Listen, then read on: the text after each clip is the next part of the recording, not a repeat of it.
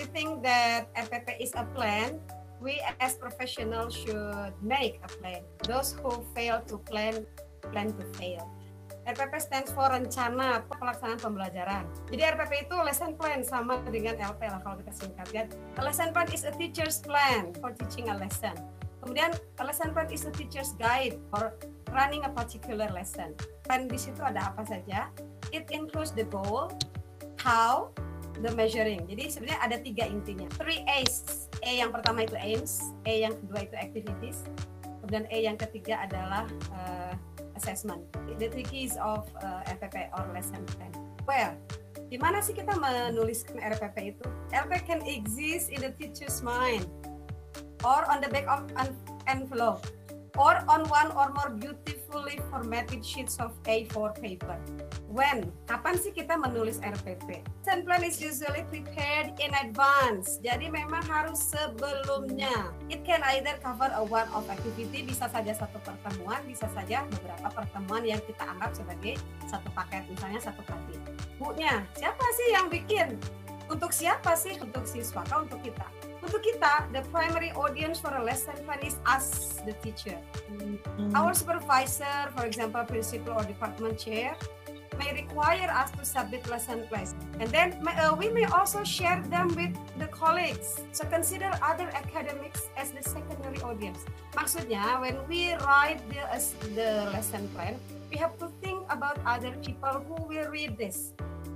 I think this is the reason why some facilitators in teachers development training says that we should write in Indonesia, although some of them also support us to write in English. Karena katanya nanti kalau bahasa Inggris yang ada di lesson plan, kalau sekolahnya bukan guru bahasa Inggris, nggak ngerti dia. Terus orang lain yang mau lihat nggak ngerti juga. Jadi ini mungkin salah satu alasan kenapa kita dituntut walaupun guru bahasa Inggris nulisnya pakai bahasa Indonesia. Alhamdulillah ya. Setelah who, ada why-nya. Ngapain sih? Kenapa sih harus bikin RPP?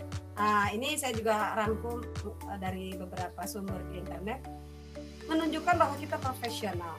Kemudian planning helps us outline how objectives will be met. Kenapa bikin planning? It allows us to tie particular standards. Kita punya standar kurikulum dari negara, kita tie particular standards to an activity. KD-nya apa, aktivitasnya apa, dokumennya apa, materinya apa. Kemudian planning helps us organize our thoughts. Nah, apa dulu nih, masuk kelasnya ngapain dulu? A dulu, D dulu, C dulu. Ya, itu juga dengan planning akan membantu kita. The next one is lesson plans can help us see how a particular activity is connected to other curricular areas. Jadi kita mau lihat KD-KD lain. Nanti saya cerita tentang bagaimana sekolah saya membuat tematik integratif. Jadi RPP saya nanti adalah RPP tematik integratif. Nah, bagaimana sih sekarang how-nya? Apa yang pertama kita lakukan? What is the first steps that we have to take when we make simplified RPP? The first thing first is analyzing the KDs. Actually, when it is not in the pandemic situation, we have to do this, analyzing the KDs. Dianalisa KD itu, biar kita tahu maunya pemerintah kepada generasi muda lewat kita. Guru bahasa itu maunya apa? Dianalisa dulu. Kemudian determining the essential materials. In this pandemic situation, some experts asked us to choose the essential materials because we do not need to accomplish all the KDs, katanya ya, kita harus memilih essential materials seperti kita ceritakan. Kemudian langkah ketiga adalah determining the objectives, menentukan tujuan atau tadi aims atau goals tadi. Kemudian determining the time allocation, pengennya mau tujuan pembelajarannya wow, tapi ternyata di sekolah saya jadwalnya tidak seperti biasa. Di sekolah saya sekarang jadwalnya adalah 1 kali 1 minggu anak kebagian 1 pelajaran. Kemudian determining the materials, jelas. Nah ini teman-teman saya tahun ini betul-betul kerja keras untuk choosing the materials. Jadi yang pertama itu sebetulnya bukan di making objectives, bukan di time allocation, bukan di analyzing, tapi pertama adalah selecting the materials that suit our children. Ya, kan our students are different from other school student, right? Nah inilah kemudian yang akan membedakan nanti kerja kerasnya Bapak Ibu yang di sekolah A dengan di sekolah B akan mungkin berbeda. The next one is determining the activities. Nah, setelah tahu materinya mau apa, kemudian tujuannya mau apa, langkahnya seperti apa, aktivitasnya seperti apa sampai ke objektif itu. Yang terakhir yang pasti tidak akan pernah terlupa oleh para guru adalah assessment. Berbicara tentang analyzing the KDs, ini barangkali mengingatkan saja bahwa dasar pemikiran kita adalah ini. Kemudian kalau kita memahami KD, muncullah menjadi materi. Materi itu kalau saya secara pribadi, kesimpulan kurikulum 2013 itu materinya 4. Ada expressions, ada grammar, ada text type, dan short functional text. Essential materials untuk text type. Kami, guru-guru bahasa Inggris di sekolah kami memutuskan untuk fokus kepada text types. Kelas 7 descriptive text. Jadi di dalam HD itu kelas 7 itu hanya descriptive text. Kelas 8 recount text. Kelas 9 itu ada 3 teks, ada procedure text, ada narrative text, dan ada report text. Berikutnya, kalau kita membuat tujuan harus ada ABCD. Audience itu maksudnya peserta didik. Ada, di situ ada 5 peserta didik. Ada behavior. Behavior itu perilaku yang ingin si students itu jadi apa, jadi bagaimana. Katanya ini harus pakai KKO, kata kerja operasional. Dan condition, diapain tuh siswa supaya diapain tuh, kondisi apakah, apa yang menyebabkan siswa menjadi berubah dengan behavior itu. Kalau sebagian orang mengatakan ini metode, sebagian orang bilang nggak harus dengan metode khusus juga, pokoknya apa, alatnya apa, atau kondisinya apa, penyebabnya apa, sehingga mereka serta didik mencapai sebuah behavior. Yang keempat adalah degree. Degree itu kualitas. Kalau misalnya kalau kata guru IPS, sebutkan 3 nama ibu kota di provinsi di Pulau Jawa. Itu sudah jelas 3. Kalau dibilang sebutkan nama-nama ibu kota, nanti nggak jelas ya. Ibu kota di mana, terus berapa. Pada degree kita bisa mengarahkan nanti ke assessment yang cocok. Nah, ini contoh tujuan pembelajaran yang saya buat. Tujuan pembelajarannya ini saya ambil yang daring, Bapak Ibu yang daring dulu. Melalui pembelajaran jarak jauh di Google Classroom. Nah, ini conditioningnya. Peserta didik itu audiensnya mampu mengidentifikasi, ini saya ambil sebagai kata kerja yang digunakan untuk behaviornya. Kenapa pakai mengidentifikasi? Nggak langsung aja membandingkan. Padahal bunyi KD-nya kan katanya membandingkan. Karakteristik peserta didik kami tidak se-high yang Bapak Ibu bayangkan. Jadi dan kami tahu diri, kami juga tidak mau sok-sokan di dalam tujuan pembelajaran.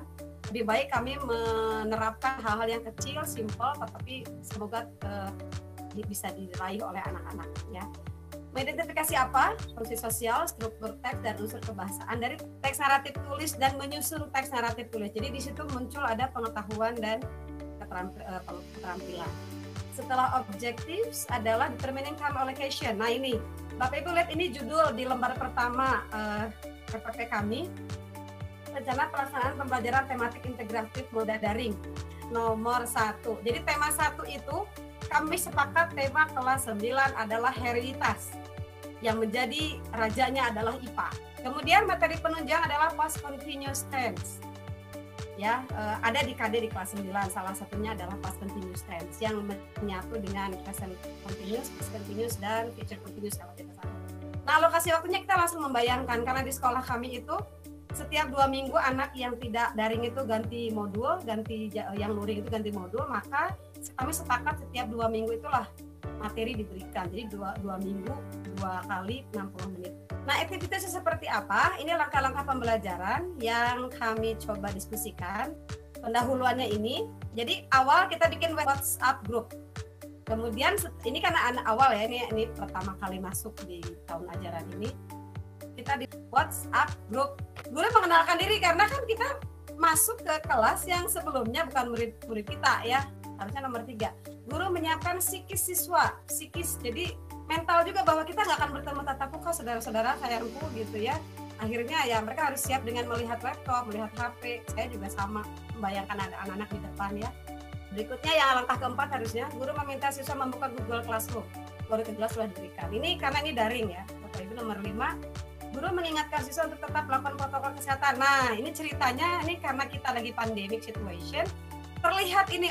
Kemudian guru mengarahkan siswa pada materi dengan mengaitkan pengetahuan awal siswa ke arah materi yang akan dipelajari. Yang berikutnya adalah dengan bimbingan guru siswa memahami tujuan pembelajaran. Jadi di akhir nanti gini, kalau kata Bobby the Porter itu sudah ambak apa manfaatnya bagiku, dikasih tahu dari awal nih kamu teks belajar naratif ini karena untuk ada hubungannya sama keluarga dan lain. Berikutnya langkah inti. Nah ini Kalau di daring kita bisa ngasih mereka apa saja, dalam arti bisa ngasih video gitu ya. Dengan bimbingan guru, siswa mempelajari beberapa pertanyaan yang berhubungan dengan video yang dibuka dari link ini. Kemudian nomor 2, secara random, kita nanya saja ke anak, siswa memberi jawaban dari pertanyaan tentang video. Jadi ketika nonton video, jangan sudah selesai, tidak ada follow up-nya. Anak-anak di video ini, kamu akan dapat informasi yang harus kamu tuliskan. Nah, ini pertanyaannya boleh ditulis dalam bahasa Indonesia, dalam bahasa Inggris, tapi nanti anak-anak akhirnya menonton dengan memiliki tujuan. Activity berikutnya, penutup, kita diskusi, kemudian kembali kita ingatkan protokol kesehatan sebelum kita mengakhiri pembelajaran hari ini. Berikutnya masuk ke sesi assessment. Nah, bagaimana dengan penilaian sikap? Bapak Ibu, contohnya percaya diri. Ada anak yang bisa menjawab. Kalau tidak percaya diri, nggak mungkin dia jawabkan. Kalau dia sudah bisa mau menjawab saja, mencoba walaupun salah, sudah percaya diri itu 1 poin lah, kasih bintang. Atau bertanggung jawab. Walaupun dia tidak sesuai dengan disiplinnya itu, misalnya ada disiplin sesuai waktu. Atau bertanggung jawab, tenang lah, tidak sesuai waktu, tapi dia ngerjain itu sudah bertanggung jawab. Kemudian pengetahuan itu adalah vocab dan grammar. Grammar yang kami pilih di situ adalah past continuous. Kemudian keterampilan. Kami sepakat tidak langsung menyuruh anak membuat kalimat naratif teks. Minimal menyusun kalimat acak menjadi teks naratif pendek, sederhana. I think that's all ya.